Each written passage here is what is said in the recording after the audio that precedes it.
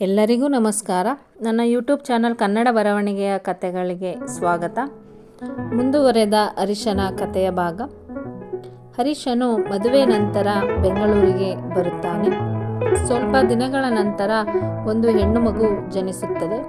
ಆ ಖುಷಿ ಹೆಚ್ಚು ದಿನ ಇರುವುದಿಲ್ಲ. ಯಾಕಂದರೆ ಆ ಮಗುವಿನ ಕಾಲುಗಳು ಮತ್ತು ಸೊಂಟದಲ್ಲಿ ಸ್ವಾಧೀನ ಇರುವುದಿಲ್ಲ. ತುಂಬ ಕಡೆ ಆಸ್ಪತ್ರೆಗೆ ತೋರಿಸಿದರೂ ಗುಣಪಡಿಸಲು ಆಗುವುದಿಲ್ಲ. ತಂದೆ ತಾಯಿಗೆ ಎಷ್ಟು ನೋವಿರುತ್ತದೆ ನೋಡಿ. ಏನಾದರೂ ಮಗಳು ಮಗಳೇ ತಾನೇ. ಅವಳನ್ನು ತುಂಬ ಮುದ್ದಾಗಿ ನೋಡಿಕೊಳ್ಳುತ್ತಿರುತ್ತಾರೆ. ಸುರೇಶನ ಮದುವೆ ಕೂಡ ಆಗುತ್ತದೆ. ಸ್ವಲ್ಪ ದಿನಗಳ ನಂತರ ಬಾದಾಮಿ ಹಾಲಿನ ಫ್ಯಾಕ್ಟರಿಯಲ್ಲಿ ಬಾಯ್ಲರ್ ಸ್ಫೋಟಗೊಂಡು ಸುರೇಶ ಸುಟ್ಟು ಗಾಯಗೊಂಡು ವಿಕ್ಟೋರಿಯಾ ಆಸ್ಪತ್ರೆಯಲ್ಲಿ ಪ್ರಾಣ ಬಿಡುತ್ತಾನೆ. ಸ್ವಲ್ಪ ದಿನದ ನಂತರ ಹರೀಶ ಬೆಂಗಳೂರಿನಿಂದ ತನ್ನ ಸ್ವಂತ ಊರಿಗೆ ಹೋಗುತ್ತಾನೆ. ಅಲ್ಲೇ ಬಾದಾಮಿ ಹಾಲು ತಯಾರು ಮಾಡಿ ವ್ಯಾಪಾರ ಶುರು ಮಾಡುತ್ತಾನೆ. ಇದರ ನಡುವೆ ಸುರೇಶನ ಹೆಂಡತಿಯಿಂದ ತೊಂದರೆಗಳು ಶುರುವಾಗುತ್ತದೆ. ಆಸ್ತಿಯ ಹಾಗೂ ತನ್ನ ಗಂಡ ನಿಮ್ಮಿಂದಲೇ ಸತ್ತಿದ್ದು ಎಂದು ಕೋರ್ಟ್ ಕೇಸ್ ಹಾಕಿ ತೊಂದರೆ ಕೊಡುತ್ತಾಳೆ.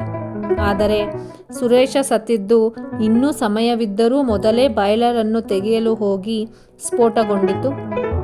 ಹರೀಶನು ನೋವನ್ನೆಲ್ಲ ಸಹಿಸಿಕೊಂಡು ಇರುತ್ತಾನೆ. ತನ್ನ ತಮ್ಮನ ಹೆಂಡತಿ ನೋವಿನಲ್ಲಿ ಇದನ್ನೆಲ್ಲ ಮಾಡುತ್ತಿರಬಹುದು ಎಂದು ತಾಳ್ಮೆಯಿಂದ ಇರುತ್ತಾನೆ. ಸುರೇಶನ ಹೆಂಡತಿಗೆ ಒಂದು ಒಳ್ಳೆ ಮಾತನ್ನು ಹೇಳುತ್ತಾನೆ. ನೀನು ನನ್ನ ತಂಗಿ ಕಣಮ್ಮ. ಇರುವುದರಲ್ಲಿ ಅಂದರೆ ತನ್ನ ವ್ಯಾಪಾರದಲ್ಲಿ ಹಾಗೂ ಜಮೀನಿನಲ್ಲಿ ಬಂದ ಲಾಭದಲ್ಲಿ ಅರ್ಧ ಭಾಗವನ್ನು ನಿನಗೆ ಕೊಡುತ್ತೇನೆ ಎಂದು ಹರೀಶನು ವಿನಯದಿಂದ ಹೇಳುತ್ತಾನೆ. ಏನು ಕೆಟ್ಟ ಬುದ್ಧಿನೋ ಕೆಟ್ಟ ಗಳಿಗೆನೋ ಅವಳು ಯಾವುದಕ್ಕೂ ಒಪ್ಪದೆ ಕೇಸ್ ಹಾಕಿ ತನ್ನ ಪಾಲಿಗೆ ಬಂದಿದ್ದನ್ನು ತೆಗೆದುಕೊಂಡು ಹಾಗೆಯೇ ಆಳು ಬಿಟ್ಟು ಹೋಗುತ್ತಾಳೆ.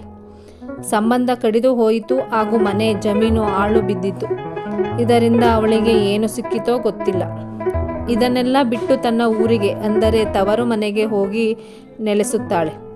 ಹರೀಶನ ವ್ಯಾಪಾರ ಹೇಗೋ ನಡೆಯುತ್ತಿರುತ್ತದೆ. ಯಾಕೆ ಅಂತ ಗೊತ್ತಿಲ್ಲ. ಕಷ್ಟ ಇರೋರಿಗೆ ಕಷ್ಟ, ನೋವು ಇರುವವರಿಗೆ ನೋವು. ದೇವರೇ ಈ ರೀತಿ ನೋವು ಕೊಡುತ್ತಾನೆ. ಇಲ್ಲಿ ಹಣೆ ಬರಹ ಆ ಥರ ಇರುತ್ತದೆಯೋ ಗೊತ್ತಿಲ್ಲ. ಯಾಕೆ ಈ ಮಾತನ್ನು ಹೇಳ್ತಾ ಇದ್ದೀನಿ ಗೊತ್ತಾ? ಮುಂದುವರಿಯುತ್ತದೆ.